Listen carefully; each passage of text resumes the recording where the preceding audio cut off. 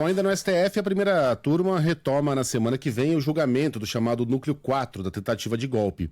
Ontem, os trabalhos tiveram início com o resumo do caso lido pelo relator da ação, Alexandre de Moraes. Na sequência, foi a vez do Procurador-Geral da República apresentar a manifestação dele. De acordo com Paulo Gonet, o Núcleo 4 seria o responsável pela tática de desinformação nas eleições de 2022. São ao todo 7 réus. A maioria do Exército. O grupo responde por 5 crimes: tentativa de abolição violenta do Estado Democrático de Direito, golpe de Estado e organização criminosa armada. E ainda dano qualificado e deterioração do patrimônio tombado. O tenente-coronel Guilherme de Almeida e o coronel Reginaldo de Abreu teriam sido os responsáveis pela disseminação de notícias falsas sobre o sistema eleitoral. Acusações e documentos fraudulentos sobre as urnas eletrônicas teriam sido criados pelo major da reserva Ângelo De Nicoli e Carlos César Rocha, presidente do Instituto Voto Legal. Segundo a PGR, o subtenente Giancarlo Rodrigues fez parte de uma estrutura da Agência Brasileira de Inteligência que espionava adversários do governo Jair Bolsonaro.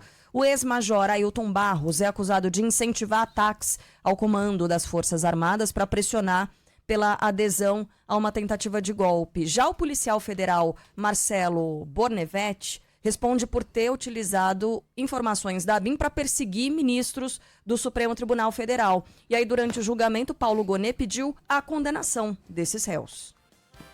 No caso dos réus deste núcleo da ação penal, responsáveis pelas campanhas de desinformação da organização criminosa, ficou claro o impacto do seu comportamento para o desfecho violento de 8 de janeiro de 2023. Foi por meio da contribuição deste núcleo de acusados que a organização criminosa elaborou e disseminou narrativas falsas contra o processo eleitoral, contra os poderes constitucionais e as autoridades que os representam, dando surgimento e impulso à instabilidade social ensejadora da ruptura institucional. A revolta popular verificada ao final do iter criminis tem relação causal com a trama gerada e insuflada pela ação deste núcleo de acusados. As defesas, aliás, a sustentação oral dos advogados fechou a sessão e entre os que se manifestaram estava Leonardo Coelho Avelar, defensor de Guilherme de Almeida. A presente ação penal representa um exemplo paradigmático da tentativa de se atribuir, por presunção, a responsabilidade por eventos de gravidade nacional a um cidadão cuja única conduta concreta e comprovada nos autos foi o compartilhamento de um link. As defesas dos 7 réus do Núcleo 4 alegam falta de provas, além de classificarem as denúncias como genéricas. Para os advogados, a Procuradoria-Geral da República não conseguiu demonstrar exatamente o papel de cada um no que chama de organização criminosa. E já que a gente está falando aqui de participação de militares na tentativa de golpe, eu queria ter falado disso ontem, mas acabou ficando para trás, não quero deixar passar. E essa história de militares realizando obras de terraplanagem para auxiliar na montagem de um acampamento golpista depois da derrota de Bolsonaro nas eleições? Essas imagens que vocês estão vendo aí, se vocês estiverem nos acompanhando pelo YouTube, foram gravadas no dia 18 de novembro de 2022, né? Quando o acampamento ali já existia. Veja que há... Vamos descrever aqui o que está acontecendo. São obras de terraplanagem, né? Tem um trator ali, uma retroescavadeira, lá, Sheila, deixando o terreno plano para que isso facilitasse a montagem da infraestrutura de um desses quartéis golpistas.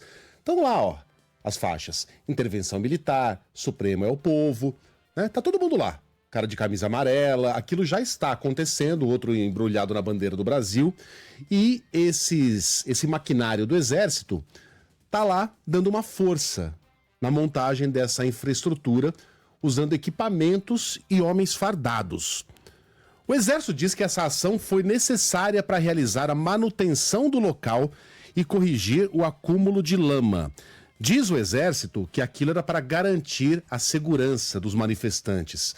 Olha, aqueles não eram manifestantes, né? Manifestação é algo legítimo que você pede em público. Aqueles eram golpistas.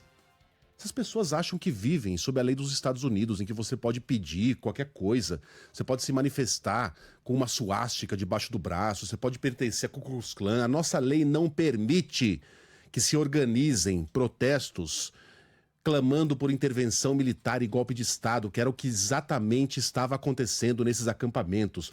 É um vexame. Essa ilegalidade sendo cometida com cozinha industrial, com banheiro químico, com carne que era doada sabe-se Deus por quem, né? Essa turma aí ainda não entrou na investigação, quem estava garantindo aquela infraestrutura para aqueles golpistas criminosos. E agora a gente sabe, também com uma ajuda ativa do Exército. Não é que o Exército apenas tolerou que aquilo acontecesse, o que já seria um absurdo, né? Uma manifestação criminosa em frente aos batalhões do Exército em todo o país. Os militares também ajudaram essa gente a pedir golpe de Estado. É vexaminoso. Quem é que gravou esse troço aí? Foi o Wellington Macedo. O Wellington Macedo, ele tá preso preventivamente por ordem do STF, porque ele é acusado de envolvimento naquele atentado à bomba, tentativa de atentado à bomba em Brasília, no Natal daquele ano, né?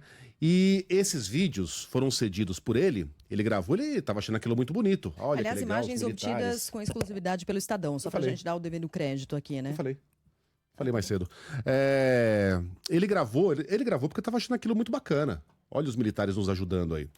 E forneceu essas imagens à Polícia Federal dentro do contexto de um oferecimento de delação premiada, né? Ele agora se diz inocente, no caso da bomba, diz que não tem participação ativa naquilo e quer fazer uma delação premiada e ofereceu isso como indício, como moeda de troca para essa delação.